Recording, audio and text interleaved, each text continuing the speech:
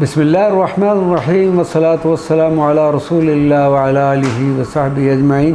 مدد ناظرین و سامعین اکرام، السلام علیکم ورحمۃ اللہ وبرکاتہ۔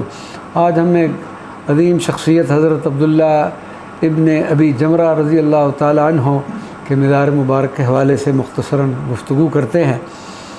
مزار پر انوار سیدی احمد بن عطیہ اسکندری کے مزار مبارک کے قریب ہی سلطان المشرق والمغرب حضرت عبداللہ ابن ابی جمرہ رضی اللہ تعالیٰ عنہ کا مزار مبارک ہے۔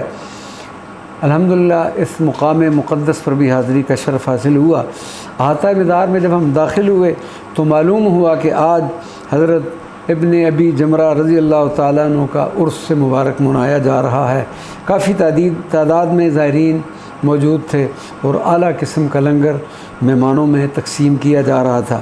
سیدی احمد بن عطیہ اسکندری کو خواب میں رسول اللہ صلی اللہ علیہ وسلم کی زیارت کا شرف حاصل ہوا اور آپ صلی اللہ علیہ وسلم نے ان سے پوچھا کہ کیا تم نے مشرق و مغرب کے سلطان کی زیارت کی ہے؟